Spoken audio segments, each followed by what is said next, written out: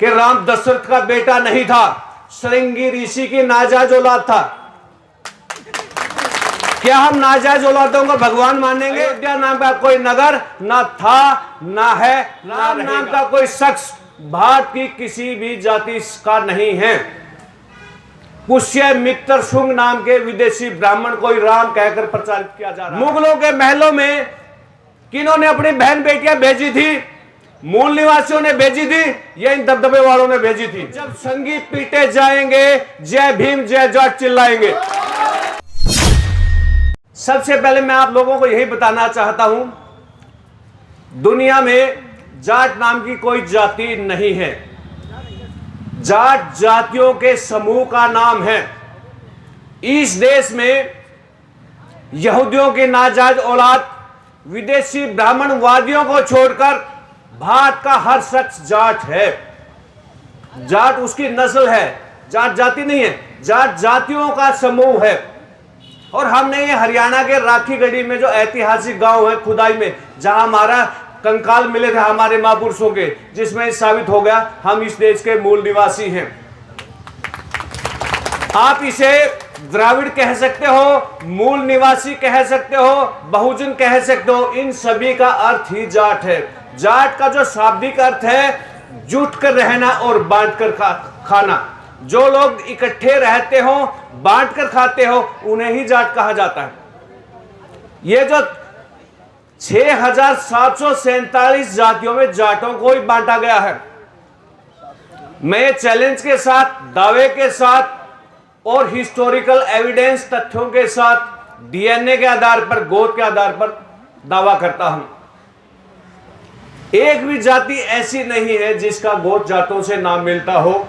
एक भी जाति ऐसी नहीं है जिसका जाटों से डीएनए नाम मिलता हो, केवल इन विदेशी नाजायजों को छोड़कर।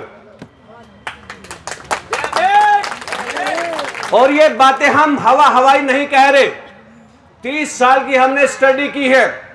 आज जो सबसे ज्यादा गोदी मीडिया में प्रचार हो रहा है कि अयोध्या में 22 जनवरी को एक मूर्ति में प्राण प्रतिष्ठा की जाएगी।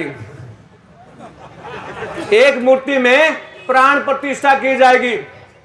हम उनको बता रहे हैं अयोध्या नाम का कोई शहर नहीं है। वो मूल निवासी जाटों द्वारा, जिस जमाने में बौद्ध मठ कहते थे या जाट मठ कहते थे, वो साकेत नगरी हमारी है।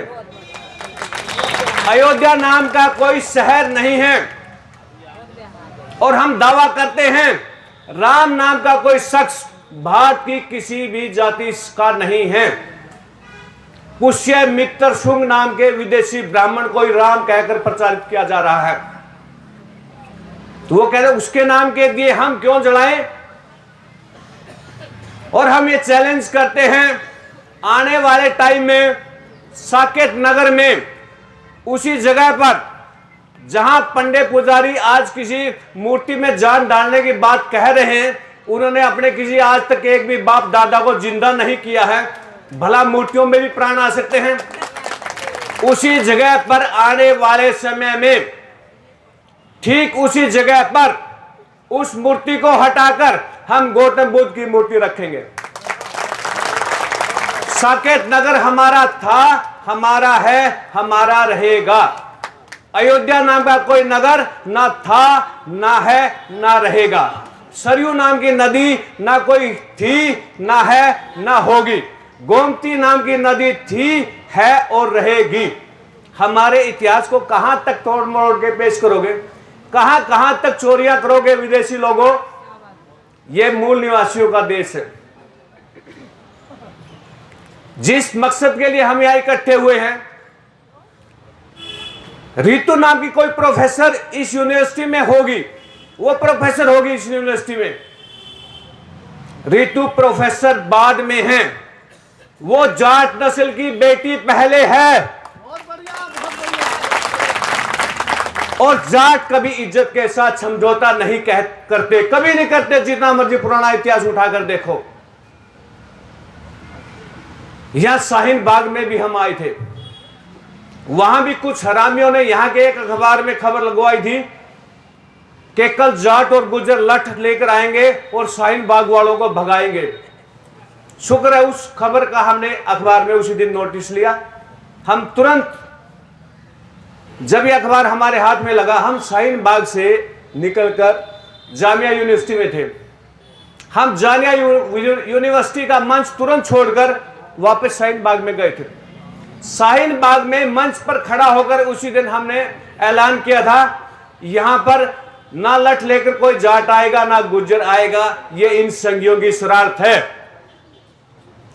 और हरियाणा भर के हमने सारे साथी उसी टाइम इकट्ठे करके मंच पर इकट्ठा कर लिए थे और ये ऐलान किया था, यहां पर जो धरने पर बैठे हैं उनकी रक्षा करना हमारा फर्ज है। अगर कोई लड़ने आएगा तो उनसे पहले हम टकराएंगे, आप लोग बाद में। मजाल क्या वहां कोई चिड़िया भी पर मारने आई हो। यह होता है भाईचारा। आप सभी ने गुड़गांव में देखे होंगे, नू के दंगे सभी ने देखे होंगे। नू के दंगों के ठीक तुरंत बाद हरियाणा के हांसी शहर में और असम शहर में नारे लगे थे। वो नारे क्या थे, आप सभी ध्यान से सुनना। वो नारे लगाए गए थे कि जब मुल्ले काटे जाएंगे जय श्री राम चिल्लाएंगे। हम अगले ही दिन उसी जगह पर गए और हमने नारा लगाया कि जब संगी पीटे जाएंगे जय भीम जय जाट चिल्लाएंगे।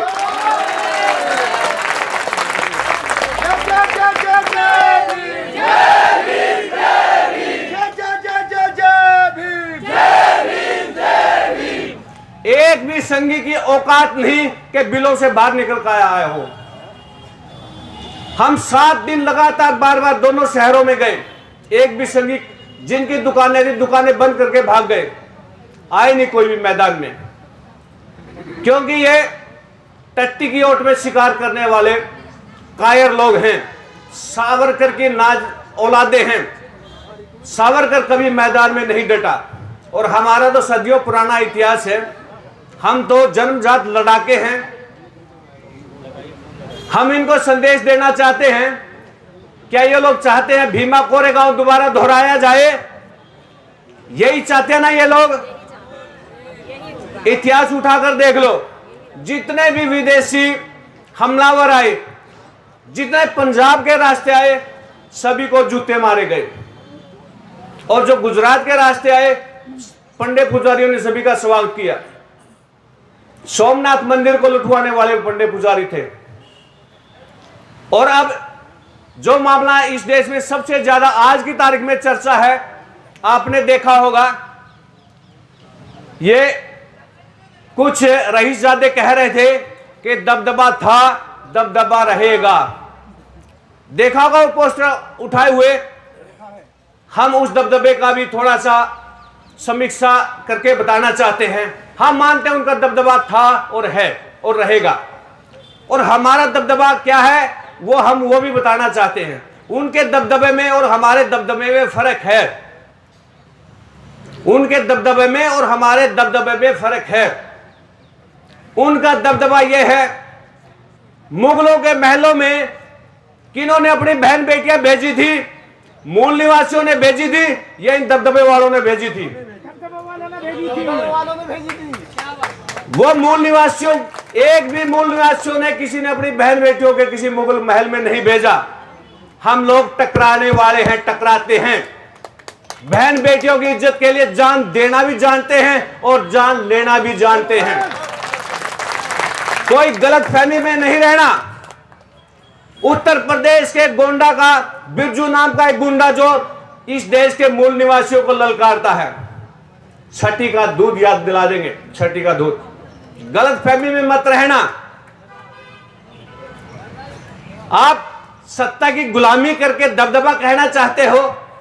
जिन्होंने अपनी बहन बेटियों को, अपनी बहन को, बुआ को महलों में भेजा हो, उनका दबदबा हो सकता है? दबदबा मैदान जंग में लड़ने वालों का होता है। महाराजा सूरजमल का इतिहास देखो, 80 लड़ाइयां लड़ी थी। कोई एक का नाम बताइए वो हारा हो। 80 की 80 लड़ाई जीती थी। 80 की 80 लड़ाई जीती थी। और जो नालायक ये कहते हैं, जिन नालायकों ने नारे लगाए थे कि साइमन कमीशन गो बैक, मैं आज की युवा पीढ़ी को भी बताना चाहता हूं, ब्रिटेन से जो साइमन कमीशन आया था वो इस देश के कमेरे लोगों को अपना हक देने के लिए आया था, कमेरे लोगों को। और उस कमेरे लोगों को जो हक देने आया था, उस साइमन कमीशन की स्वागत कमेटी में जो लाहौर में आयोजित की गई थी, उसमें बाबा साहब भीमराव अंबेडकर एक सदस्य थे, उत्तर प्रदेश से एक चौरसिया जी थे और एक बिहार से मंडल नाम के व्यक्ति थे। और चौथी जो शख्सियत थी जिसका नाम आप सभी जानते हैं, चौधरी छोटू राम, उस अध्यक्ष कमेटी के अध्यक्ष थे, उस स्वागत कमेटी के। यही ब्राह्मणवादी थे जो हमारी उस वक्त भी कमेरा वर्ग की एकता को तोड़ने वाले थे। यही नालायक लोग थे तब भी जो कमेरा वर्ग की एकता को तोड़ने वाले थे। क्या हमारी एकता टूटी? हम चैलेंज के साथ कहते हैं तब भी हम एक थे, आज भी एक है और भविष्य में एक रहेंगे। संघर्ष करना हमारे खून में है, संघर्ष करना हमारे डीएनए में है। कायर का लेबल हमने आज तक कभी नहीं लगवाया। हमारा जितना मर्जी पुराना इतिहास देखो, जो कहते हैं दबदबा था, दबदबा है, तो हम उनसे पूछना चाहते हैं, उनके महापुरुषों को जिन्होंने मोहम्मद गौरी को इनवाइट किया था, उस मोहम्मद गौरी ने ही उस दबदबा वाले को, पुरखों को मैदान जंग में मारा था। और मोहम्मद गौरी को मारने वाले कौन थे? यही मूल निवासी थे जिनको वो ललकार रहे हैं। जो आज हमारी बेटियां, चाहे वो कॉलेजों में, चाहे यूनिवर्सिटियों में, चाहे वो जंतर मंतर पे, चाहे लाल किला मैदान में जो रामलीला मैदान में अपने हक और हकूक के लिए लड़ती हैं, उनको कमजोर समझने की गलती मत करना। हम उस नस्ल के लोग हैं जो गिरहबान पकड़कर हिसाब मांगना जानते हैं। हम धर्म और जातियों को नहीं मानते। हमारी बेटी ने शुरू में कहा था कि इन्होंने अपने बेटे की शादी हिंदू रीति रिवाज से नए करके, तो हम बताना चाहते हैं हम हिंदू कभी थे ही नहीं, हम हिंदू कभी थे ही नहीं। हम तो सदियों से बौद्ध धर्म के अनुयायी होते थे। और हमारे बारे में तो एक कहावत है, बस जाट का धर्म से क्या लेना देना। जाट को ना मस्जिद जाने में कोई तकलीफ है, ना कोई गुरुद्वारे में जाने में कोई तकलीफ है, ना बौद्ध मठ में जाने में कोई तकलीफ है। जाट को आप कभी धर्मों में नहीं बांध सकते, कभी जातियों में नहीं बांध सकते। हमारे लिए हमारा कुर्मा कबीला, हमारी नस्ल पहले है। और यह देश जाटों का है, विदेशी ब्राह्मणवादियों का नहीं है। विदेशी ब्राह्मणवादियों ने भारतीय जाटों को 6747 जातियों में बांट रखा है। ये राजपूत भी 790 ईस्वी में जाटों में से बने हैं। हम चैलेंज करते हैं, कोई बताओ इतिहास में अगर 790 ईस्वी से पहले कहीं राजपूत शब्द इतिहास में कहीं भी हो। जब इन ब्राह्मणवादियों को खुद की रक्षा की समस्या आई, क्योंकि इन्होंने अक्षत्रियों को भंग कर दिया था। भारत की तमाम जातियां अक्षत्रिय हैं, लड़ाकी हैं, लड़ाकू हैं, बहादुर हैं, कायर नहीं है। इन्होंने जब ये बहादुर से मुकाबला नहीं कर पाए, तब छल कपट से यहां के लोगों को 3 वर्णों में बांटा। 3 वर्ण कौन कौन से? अक्षत्रिय, वैश्य, शूद्र। वैश्य ने अक्षत्रिय में उसको राजपूत जाति को नाम दे दिया, वैश्य ये बाणिया जाति को दे दिया, और शूद्रों में हम बाकी A to Z शूद्र ही थे। जिसको नहीं जानकारी उनको वो भी कान खोल के सुन सकते हैं। लाहौर हाई कोर्ट का 1936 का जो फैसला था, उसमें जाटों को भी शूद्र बताया गया था। लेकिन इन्होंने इतना ब्रेन वॉश कर दिया, शूद्र तो हम थे ही नहीं, ना हम कभी दलित थे, ना हम कभी शूद्र थे, ना कभी पिछड़े थे। ये टैग हमारे ऊपर ये टैग लगाने वाले यही विदेशी ब्राह्मणवादी लोग हैं। तो हमारी बेटी कह रही थी इनके द्वारा दिए नामों को हम क्यों माने, क्यों हम इनकी गुलामी करें। अब ये जितने भी ग्रंथ हैं सारे के सारे झूठे लिखे हुए हैं। हमारे लोगों को सदियों तक ये बेवकूफ बनाते रहे कि ब्रह्मा ने सृष्टि की रचना की है, जबकि इनके ग्रंथों कुछ और ही बताते हैं। जिस ब्रह्मा ने सृष्टि की रचना की है, इनके ग्रंथों चीख चीख कर बोल रहे हैं कि ब्रह्मा बलात्कारी था। ब्रह्मा ने अपनी बेटी सरस्वती के साथ बलात्कार किया, अपनी बेटी सरस्वती के साथ शादी की और उसका नाम बदलकर ब्रह्माणी रखा। सारी आप इनके जितने ग्रंथ पढ़ो शंकर नस्ल के मिलेंगे आपको। ये जिस राम के बारे में प्रचारित किया जा रहा राम अक्षत्रिय था, अरे आपकी रामायण तो चीख चीख कर कह रही है कि राम दशरथ का बेटा नहीं था, श्रृंगी ऋषि की नाजायज औलाद था। क्या हम नाजायज औलादों को भगवान मानेंगे?